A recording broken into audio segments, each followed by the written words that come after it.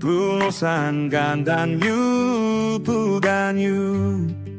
안녕하세요. 매일 부동산 간단 뉴스 부간뉴입니다. 광명 철산동 1달 만에 7천만 원. 공급 부족의 집값 들썩. 철산 롯데캐슬앤드 SK뷰 전용 84평방미터가 한 달 새 7천만 원 올라 14억에 거래되며 신고가를 경신했습니다. 인근 철산자이 더 헤리티지 단지는 3억 원 이상 오른 17억 후반대에 실거래돼 고점 회복 조짐을 보이고 있습니다. 광명시 미분양 물량은 126가구로 감소했고 이는 공급 부족에 따른 수급 불균형이 집값 상승을 자극하는 배경으로 해석됩니다.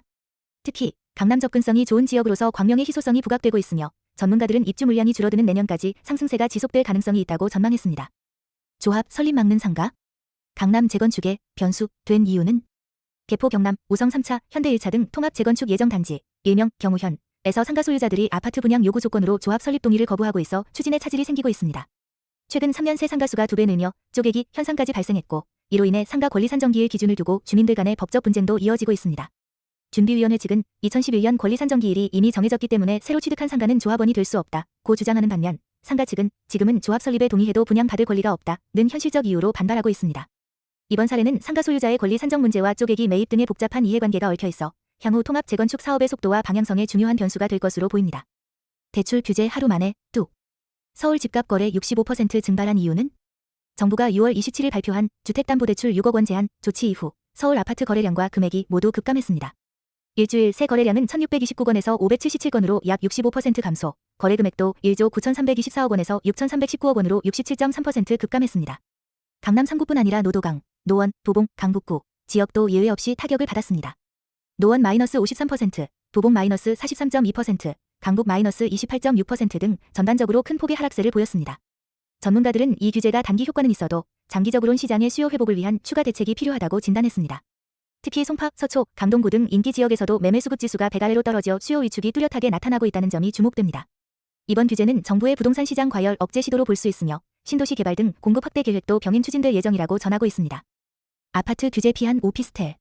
3년 만에 반사 이익 폭발. 27 대출 규제가 아파트 등 주택에만 적용되고 오피스텔은 준주택으로 예외 적용되면서 오피스텔의 수요가 몰리고 있습니다. 2024년 상반기 서울 오피스텔 매매 거래량은 5,799건으로 작년 동기 대비 급증했고 임대 수익률도 7년 만에 최고치 5.17%를 기록했습니다. 하이퍼리치 수요 중심의 고가 오피스텔에도 매수세가 유입되고 있으며 특히 방이, 신당, 잠실 등 도심권에서는 신고가 거래도 속출하고 있습니다. 대표적 고급 오피스텔 단지 잠실 S의 경우 전용 138평방미터가 25억 원에 거래되며 반등세를 뒷받침하고 있습니다. 전문가들은 아파트에 대한 대출 문턱이 높아지면서 상대적으로 진입이 쉬운 오피스텔에 투자 수요가 몰릴 수 있다고 분석했으며 투자용 오피스텔 수요가 당분간 이어질 것으로 전망하고 있습니다. 즉, 이번 기사에서는 정부의 아파트 중심 대출 규제가 의도치 않게 오피스텔 시장을 자극한 효과에 주목하고 있으며 수익형 부동산에 대한 관심이 다시 살아나는 흐름을 짚고 있습니다. 현금 7억 있어야 청약 가능? 올파폭, 시세 차익 15억 기대에 관심 폭발. 서울 강동구 올림픽파크 포레온이 무순위 청약을 진행하지만 대출이 막혀있어 최대 6억까지만 가능하며 나머지 약 7억 원은 현금으로 보유해야 청약 가능합니다. 실거래가 기준 전용 84평방미터 분양가는 약 12억 원, 최근 시세는 28억 원에 달해 무려 15억 원 시세 차익이 기대되는 상황입니다. 이번 주 청약 접수는 전국적으로 총 6,768가구가 예정되어 있으며 서울에서는 성수동, 영등포 등 인기 지역에서 분양이 이뤄집니다. 성수동, 오테르포레는 88가구, 영등포, 리버센트 푸르지오 위브는 175가구 일반 분양됩니다. 특히 전세대출을 이용한 잔금 마련은 원칙적으로 불가하기 때문에 사실상 현금 부자, 무주택자만 청약이 가능한 구조입니다. 이번 사례는 고강도 대출 규제로 인해 실수요자 접근성이 크게 낮아진 청약시장의 양극화를 단적으로 보여주는 사례입니다. 고액 현금이 있는 일부 무주택자에게는 기회지만 대부분의 서민 실수요자에게는 부담이 클 수밖에 없는 구조입니다. 빌라 2채 있으면 전세보증금 못 돌려줘? 세입자, 집주인 모두 답답한 현실. 정부의 6.27 부동산 대책 이후 수도권 규제 지역 내 다주택자는 전세보증금 반환용 대출조차 불가능해졌습니다. 기존에는 유주택자도 최대 1억 원 한도로 대출이 가능했지만 이제는 2주택 이상이면 전면 금지됐습니다. 이에 따라 서울 빌라 중 약 24.6%가 역전세 상태인 상황에서 세입자들의 보증금 미반환 우려가 커지고 있습니다. 예를 들어 2억 원에 세 들어 살던 세입자가 퇴거하려 해도 집주인이 대출을 받을 수 없어 현금 여력이 없으면 보증금을 돌려주지 못하는 상황입니다.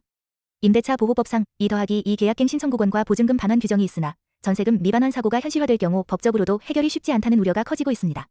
전세 시장에서 흔히 볼 수 있는 빌라, 다세대 주택에서 벌어지는 구조적 문제를 이번 대책이 오히려 악화시킬 수 있다는 경고성 기사입니다. 전세금 반환을 둘러싼 정책과 시장의 괴리가 고스란히 드러나고 있는 상황입니다. 전세대출도 조인다. 갭투자 막고 서민 부담 커지나? 정부는 전세대출 이자 상환분해도 DSR, 총부채 원리금 상환 비율, 규제를 적용하는 방안을 검토하고 있으며 2024년 말까지 관련 제도 개편을 추진할 계획입니다. 현재는 원리금이 아닌 이자만 납부하는 전세대출이 많아 DSR 규제에서 빠져 있었던 허점을 보완하려는 조치입니다. 전세대출 보증 비율도 기존 90% 80% 이하로 낮추는 방안이 추진되며 수도권 규제 지역 및 고가 전세 중심으로 먼저 적용될 가능성이 큽니다. 이는 전세대출을 활용한 갭투자 차단과 고액 전세 억제를 위한 정책 의도로 풀이됩니다. 다만 이로 인해 소득이 적은 실수요자나 신혼부부는 고가 전세 진입이 더욱 어려워질 것이라는 우려도 나오고 있습니다. 특히 전세대출 금리가 계속 하락하고 있음에도 불구하고 전세 잔액은 2024년 들어 다시 소폭 증가하고 있다는 점에서 시장 반발도 예고됩니다. 결론적으로 이번 기사는 전세대출이 집값 상승과 갭투자 수단으로 활용되는 구조를 정부가 근본적으로 바꾸려는 시도를 설명하면서도 그 과정에서 서민, 실수요자들이 겪게 될 현실적 어려움도 함께 지적하고 있습니다. 연봉 1억도 집 사기 힘들다. 대출 규제에 6,800만 원 뚝. 연봉 1억 원 직장인의 주택담보대출 가능 금액이 최대 6,800만 원 줄어들며 사실상 영끌이 어려워진 상황입니다. DSR, 총부채 원리금 상환 비율, 계산 방식이 강화되면서 혼합형, 고정형, 변동형 대출 모두 줄어들었습니다. 정부는 스트레스 DSR을 단계적으로 도입해 2025년까지 모든 대출에 적용할 방침입니다. 스트레스 DSR은 금리를 0.38에서 0.75%포인트 가산의 대출 한도를 산정하는 방식으로 실수요자의 대출 가능 금액을 보수적으로 잡게 됩니다. 전문가들은 이번 규제가 무리한 대출을 막는다는 취지에는 공감하지만 무주택 실수요자에게는 치명적인 진입 장벽이 될 수 있다고 우려하고 있습니다. 보금자리론 등의 정책금융 상품도 인기 몰리며 금리 역전 현상까지 발생, 향후 경쟁 심화가 예상됩니다. 이번 기사는 정부의 강도 높은 금융 규제 정책이 시장에 미치는 실제 영향을 사례 중심으로 보여주고 있으며 고소득자마저 제압받는 대출 현실을 통해 실수요자의 박탈감을 다루고 있습니다. 집값 20억이면 대출은 6억까지. 신혼부부 청약, 이제는 현금 전쟁. 주택담보대출 한도가 연소득과 집값에 따라 줄면서 신혼부부 2030세대의 청약 전략이 더 어려워졌습니다. 연소득 1억 원 가구가 수도권 10억 원 주택 구입 시 대출 가능 금액이 6억 9,800만 원 6억 원, 약 1천만 원 감소. 연소득 2억 원 가구가 20억 원 주택 구입 시에는 13억 9,600만 원 7억 9,600만 원, 무려 6억 줄어듦. 특히 잔금 대출까지 제한되는 사례가 늘면서 청약 후 중도금, 잔금 마련에 실패해 계약을 포기하는 사례도 우려되고 있습니다. 사전 청약 받았던 신혼부부들이 막판에 매수 포기하는 일이 반복될 수 있다는 지적입니다. 전문가들은 소득이 높아도 대출 한도는 동일하게 제한되기 때문에 중산층 이상도 철저한 자금 계획이 필요하다고 조언하고 있습니다. 특히 서울 강남 3구, 송파 등 고가주택이 많은 지역에서는 자금 부담이 극심해질 전망입니다. 이번 기사는 신혼부부와 청년층 등 실수요자의 주거 사다리 진입이 갈수록 좁아지고 있는 현실을 짚으며 정부의 규제가 현실에서 어떻게 작용하는지를 보여줍니다. 구독, 좋아요, 알람